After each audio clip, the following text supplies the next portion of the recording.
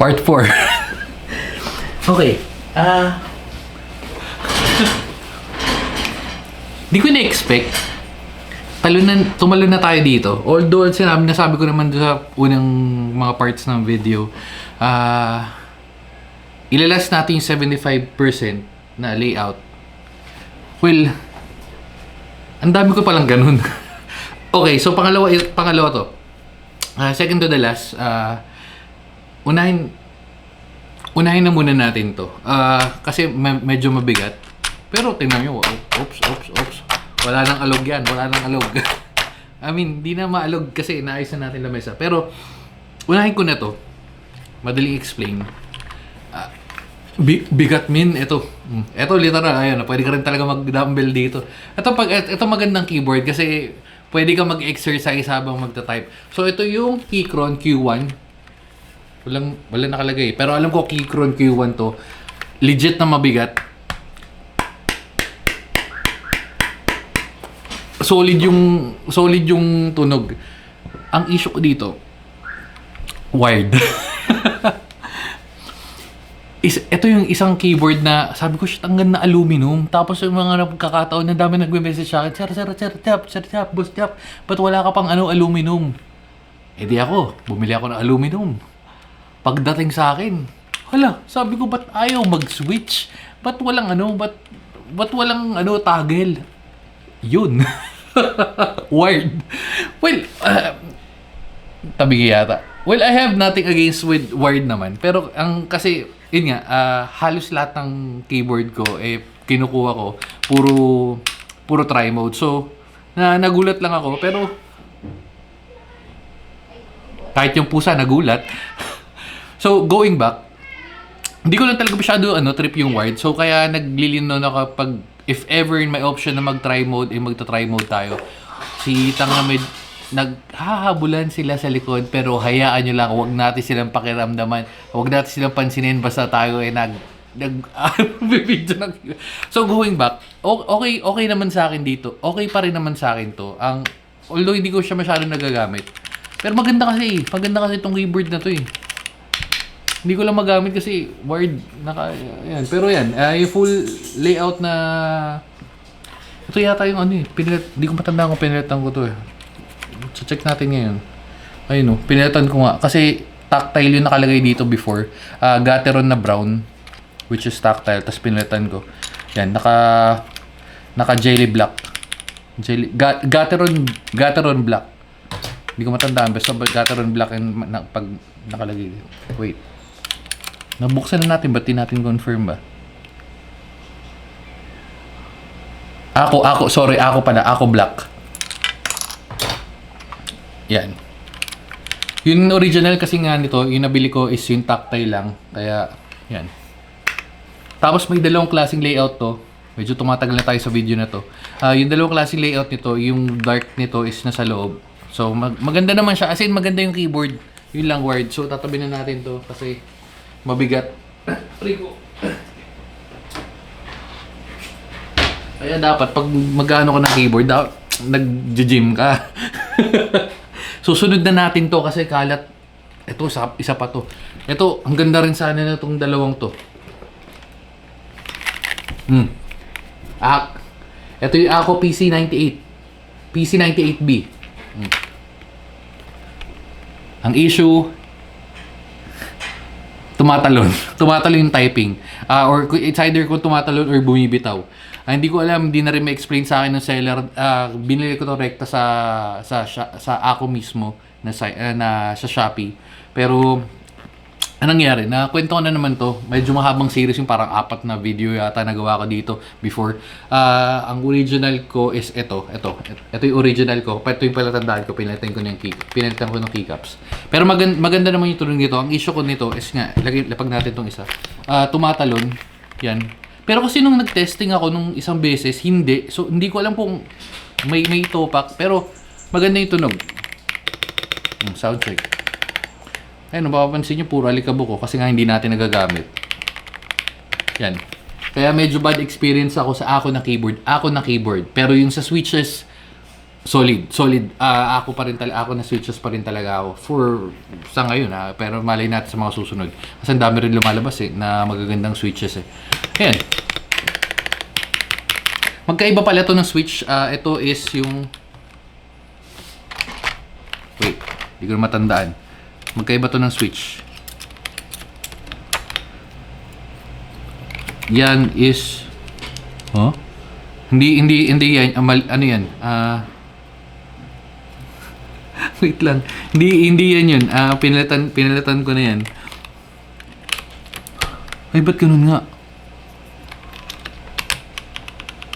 Bakit naging tactile? Ito yung original switch niya. Yung tong gantong white. Kaya ako doon nilagay kasi nga nasabi ko nga sa inyo, nag-try ko na lahat. Actually, mapapadala ko pa nga dapat doon sa isang nagawa ng keyboard para tinanong niya ako ng ganito ganyan. Sabi ko hindi, kukunta yung reseller, kakakuha ko lang So yun nga, mabilis na kwento lang. Actually, mahaba na.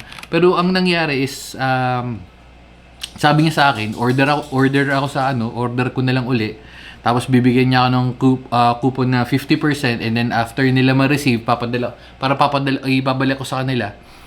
Tapos sa kanila i-refund. Pero sabi ko, paano i-refund? So sabi ko, hindi, sige, take na lang natin to. Tapos, kasi dapat ibibigay ko dapat to dun sa nanlason sa atin, kaso ayaw niya rin. Sabi ko, sige, baka gusto mo pa eksperimento, hindi niya trip.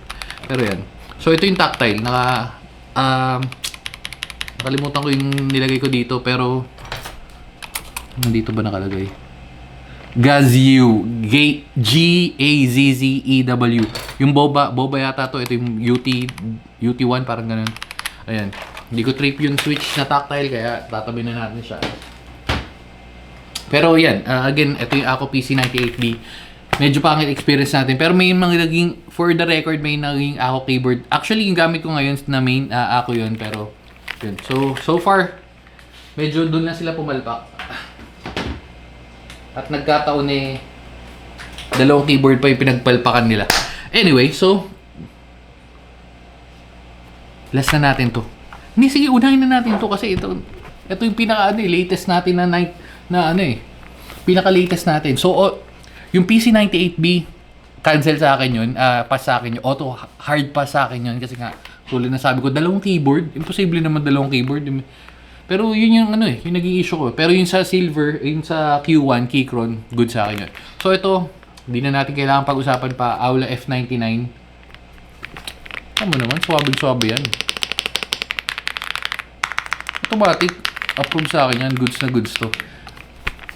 And napaka-budget friendly nitong keyboard na to. So wala ka nang hahanapin, full size, almost full size keyboard, 98 keys. Very goods. Okay. Tabi na natin siya dyan. Kasi hindi na tayo nagamit na full size keyboard. Kasi takaw space. Next natin siguro is ito, James Dunkey. Ito yung isa sa mga sinaunang keyboard din natin. James Dunkey RS2. Ayan. Maganda yung keyboard na to. Nagpalit din ako. Alam ko Gateron brown din to. Ano nga nakalagay dito? Pinalitan ko rata ng red to.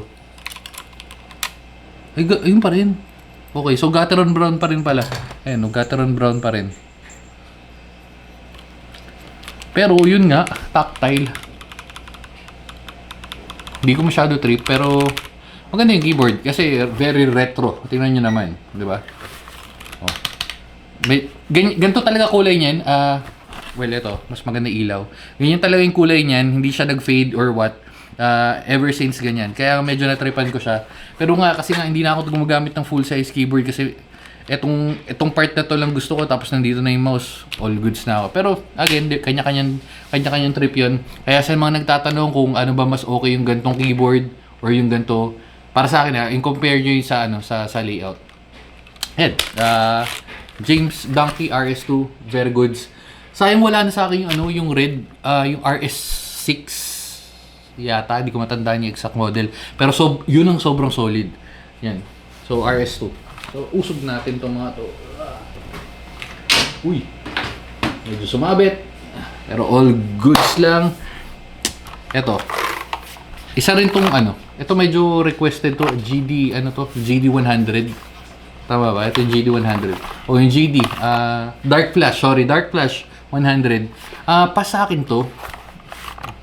Bakit? Kasi sa layout. Pero kung if kailangan mo lang ng basic keyboard, is okay na siya. Pero again, ang hirap sa... Hindi ko trip yung mga yung mga ganitong magkakadikit na keyboard. Kung mapapansin yung mga keyboard natin, halos lahat may spaces. Hindi ako kumukuha ng bihira. Actually, eto nga lang yata nakuha kong keyboard na ganyan, eh. Ang hirap. Nahihirapan ako gumamit. Masyadong dikit. Ayun, no. Pero kung depende sa trip mo, kung trip mo yung ganito, eh, siguro yan. Pwedeng para sa ito. So, GD100 Dark Flash pa sa akin. Pero maganda yung tunog nito. Maganda yung quality. Maganda naman yung quality niya. Pas lang sa akin sa forma ng sa layout. At may nagtatahulan pa sa likod. Sinabo na nagtatakbuhan sa likod. Anyway, so next kaagad tayo. Rock Elise, okay sa akin to. Hindi na natin kailangan pagtalunan pa. Pero kasi nga, hindi nga tayo natanggal itong layout. Out of the box, okay siya. Pero kasi mga sinaunang keyboard din to. So kung i-compare mo siya sa mga keyboard ngayon, is medyo para sa akin lalagpasan mo na to kasi Aula na F99, kukompare mo dito. Out of the box kasi ang ganda na nun eh. Pero ito yung tunog naman yan. I mean, okay pa rin naman siya. Lalo kung trip mo is yung pwede kang yung ganito lang. Or ito. So, yan. Hindi na natin pinagbubuksan yung mga yung mga switches, yung tinanggal yung keycaps and switches kasi nagawa na namin sa previous video. Inaano ko lang kung okay ba yung keyboard na to sa 2024. So, yun. Yun lang. Rock Elise, okay pa rin naman sa akin to. Goods pa rin sa akin to. And, anong keyboard to?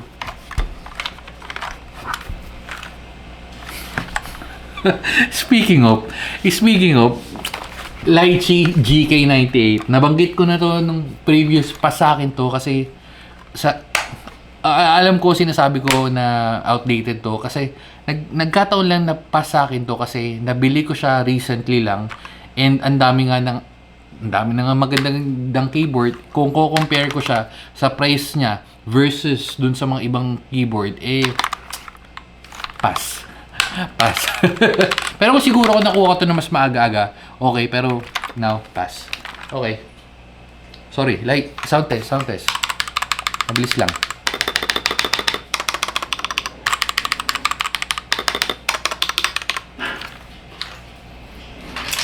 Buti, natapos natin yung sound check bago tahulan sila sa likod. Ito yung keyboard na mahirap tanggalin eh. Ay hindi, zero lang. Hindi ko matandaan na meron akong ganito. Okay. Ano ba to? Wireless pala to. So, Zio lang, K6. I mean, okay lang. Ay, hindi. Hindi ko kasi matandaan yung presyo on top of my mind. Pero siguro pas ako dito. Isa na rin sa dahilan. Ayun, nadikit to. Ito. Sakto. Yan. Yung layout. Tapos pinagdikit nila. Grabe ginawa nila. Tingnan mo. Escape. F1, F2, F3, F4. Hanggang F12. Tapos I mean, okay lang yun. Kasi parang sinisave nila yung space. Para maging full size pa rin naman siya. Tapos nandun yung mga... Hindi siya full size keyboard technically. Kasi... yun nga, basta, gets yun naman yung sinasabi ko. Pero ito, siningit pa nila yung print screen tsaka delete. Anyway, kanya-kanyang layout naman niya. Again, kung di mo trip yung gantong layout, talong ka sa ibang keyboard. So, para sa akin, again, pass sa akin to. Zio lang K6. Okay? Yep. So, last one. Hindi ko alam ilan. 1, 2, 3, 4, 5, 6, 7, 8, 9, 10? 10? Z-Friend. Hiniwalay ko to kasi sabi ko doon sa mga naunang video, wala akong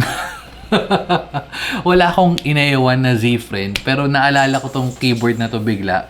Di ko alam kasi nakasiksik to sa sobrang ilalim nakalagay ng mga boxes. And nakita ko siya, pero ayan, Z-Friend, anong model nga nito? Uy, tumama ba? Hindi tumama. Kala ko tumama. Z-Friend ZA981. Hindi ko alam kung ito yung exact model, pero yan. Kita nyo naman may kable. So, ito lang yung bukod tanging keyboard ng Z-Friend na hindi ko trip. May kable pa rin, oh. ZA981. Literal na wired keyboard, pero alam ko mura lang to. Pero yung build, okay naman siya. Okay naman yung, like, alam ko mura lang to eh. Tapos okay din naman sa akin yung layout, may ganyan. Ayan, okay din naman, may mapipindot mong ganyan. Ito lang, sana naman, Diyos ko naman, sana naman ginawa nila ng type or hiniwalay na lang nila to, no? Pero anyway, so yan. Ito lang yung bukod tanging pass sa akin for Z-Friend. And, ayun. Dahil dyan, siguro dito na natin tatapusin. Kasi wala na tayong ibang gantong layout. So yan. Wired keyboard. Sinumulan natin sa wired, tatapusin natin sa wired. Okay? So yan. Bye-bye and babu!